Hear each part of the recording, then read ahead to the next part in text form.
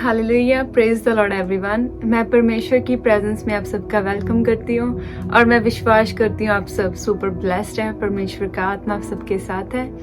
मेरे भाइयों, मेरी बहनों, आज मैं आपसे परमेश्वर के कलाम में से परमेश्वर के गहरे भेद को, परमेश्वर की कुछ बातों को आपसे आज शेयर करना चाहती हूँ और मैं जानती हूँ इस वचन को सुनने के बाद आप सब ब्लेस्ड हैं। आमीन।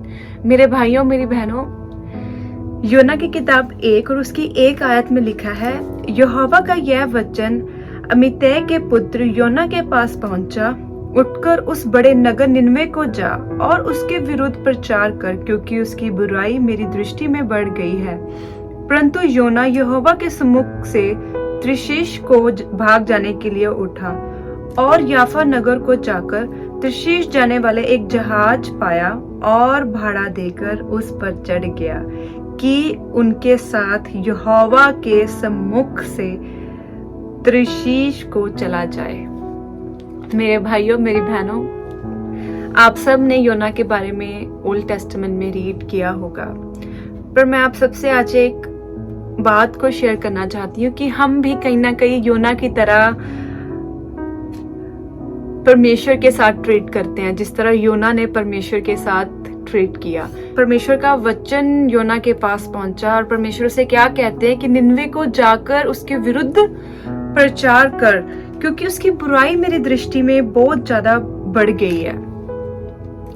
उसी तरह कहीं ना कहीं परमेश्वर समटाइम्स हमसे बात करते हैं। परमेश्वर हमें कहते हैं कि उठ के प्रेयर करो, उठ के आज फास्टिंग करो, उठ के उसके साथ आज उसके किसी और पर्सन के लिए प्रेयर करो, उसके साथ आज ऐसा व्यवहार। कई बार परमेश्वर का आत्मा हमसे बात करता है, हमें गाइड करता है, हमें बातें बताता है, पर हम भी योना की तरह परमेश्वर से ऐसा ट्रीट करते हैं कि जो खुदावंद ने हमें कहा हम उस चीज को निग्लेक्ट करते हैं, उसको इग्नोर करते हैं। हम सुन तो लेते हैं, अगर खुदावंद ने हमें कहा है कि तुम्हें आज प्रार्थना करनी है राइट नाउ, ओके, अब हमने सुन तो लिया हमें प्रार्थना करनी है, पर हम क्या करते हैं, उस राइट नाउ वाले वर्ड को इग्नोर करके हम नाइट टाइम के लिए उस चीज को छोड़ देते हैं। फिर या फिर हम उसको मॉर्निंग उठ के करेंगे, या फिर हम उसे कल करेंगे, या फिर हम इसे परसों, हम ऐसे करके योना की तरह हम कई बार खुदावंद से ऐसा ट्रीट करते हैं। अब परमेश्वर ने उसे कहा कि तो निनवे को जा, पर निनवे को छोड़ वो तर्शीश के लिए निकला। वो निकला जाने के लिए,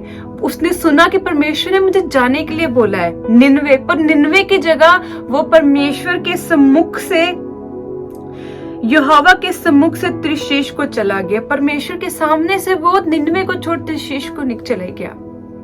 आज हम सब कहीं ना कहीं हम ऐसा करते हैं कि जब परमेश्वर हमसे बात करता है, परमेश्वर हमें गाइड करता है, या हमें कुछ भी खुदाबंद बोलते हैं, पर हम उस चीज को अपने हिसाब से, अपने अकॉर्डिंग मोल्ड करके, जैसा हमें अच्छा लगता है, हम उस हिसाब से उस चीज को अपनी लाइफ के ऊपर अप्लाई करते हैं। हम हर एक बात खुदावंद हमें गाइड करता है, हर एक बात में आज हमें कैसे चलना है, हमें आने वाले टाइम में क्या करना है, हमें किसी के साथ कैसा ट्रीट करना है। खुदावंद हमें बताता है कि हमें प्रेम करना है, पर हम अपने हिसाब से उस प्रेम को चेंज कर देते हैं। कहीं ना कहीं हम लोगों को ताने भी दे देते हैं, उनकी बुराई भी कर देते हैं, पर हमसे स्टिल प्रेम भी करते हैं। तो हम परमेश्वर की कही गई बात को कि सबसे प्रेम करना, उस प्रेम को भी हम कहीं ना कहीं अपने हिसाब से मोल्ड करके करते हैं। जिस तरह योना ने किया, खुदावंद ने उसको निनवे जाने के लिए दिया, पर उसने उस बात को अपने हिसाब से अप्लाई किया अपनी लाइफ में। पर उसके बाद क्या हुआ, फिर बहुत जबरदस्त तूफान उस नाव में आया।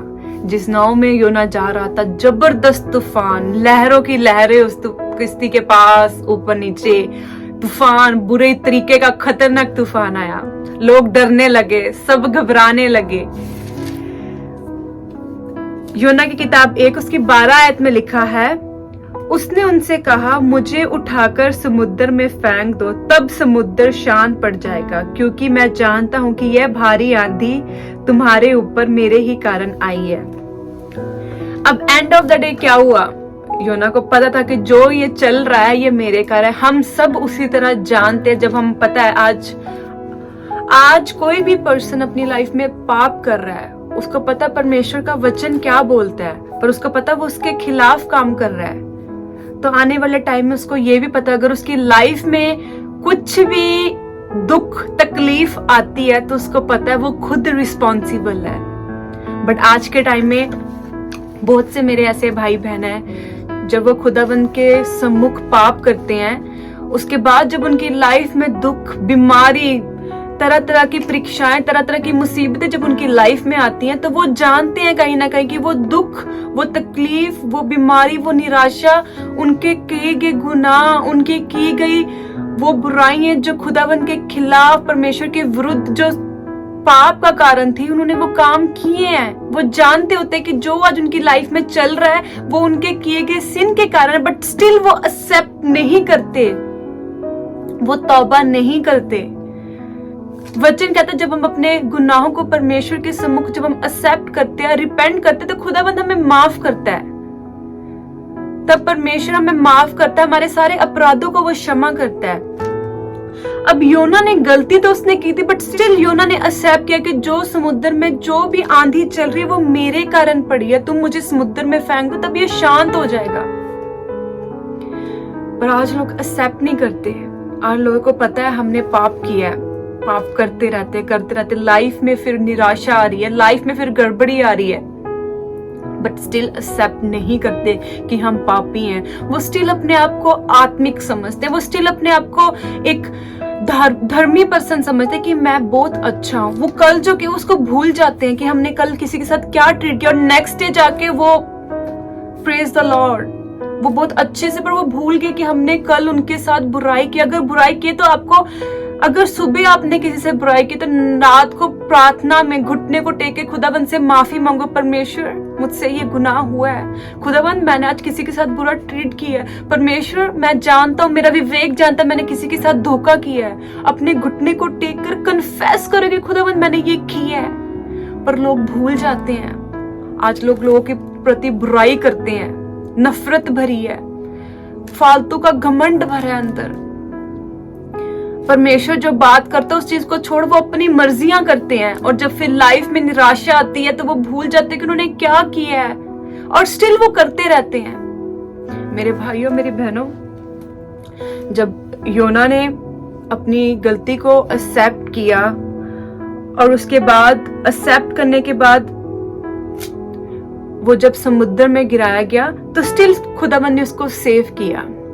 तो परमेश्वर ने स्टिल उसे सेव किया, उसे प्रोटेक्ट किया, और परमेश्वर ने उसे दोबारा भेजा। खुदावंद हमेशा जब हम अपनी गलतियों और अपने गुनाहों को एक्सेप्ट करते हैं तो परमेश्वर माफ करने में धनी है, वो हमें माफ करता है। परमेश्वर हमें गाइड करता है। पर जब हम परमेश्वर की गाइडेंस को छोड़ हम अपने हिसाब से चलते हैं, हम गलतियां करते हैं, बट अगर हम उस गलतियों को माने तो खुदाबंद फिर से हमें ब्लेस करता है। योना ने भी गलती की, परमेश्वर ने उसे बताया, परमेश्वर ने उसे गाइड किया, तुझे यहाँ जाना, उस चीज को छोड़, वो अपनी मर्जी के हिसाब से गया। फिर प्रॉब्लम आई, बट स्टिल उसने एक्सेप्ट किया कि जो ये प्रॉब्लम आई है, जो ये आंधी तूफान आया, ये मेरे कारण आया।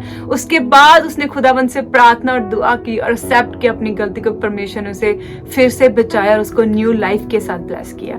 मेरे भाइयों, मेरी बहनों, आज बहुत जरूरी है हमें अपनी गलतियों को, अपने गुनाहों को, जो कुछ हम अपनी लाइफ में करते हैं, चाहे वो किसी के साथ भी हमने कैसा व्यवहार करते हैं, हम कुछ भी करते हैं, जब भी हम कुछ खुदावंद के सम्मुख रॉन्ग करते हैं, हमारा विवेक जानता होता है कि हमने ये गलत किया है। पर कईयों का विवेक भी बहुत स्ट्रांग होता है, उनको कुछ नहीं लगता, बट स्टिल जो गलत है वो हमें पता है कि हमने गलत किया है। मेरे भाइयों, मेरी बहनों, मैं आपको बताना चाहती कि खुदावंद माफ करने में धनी है।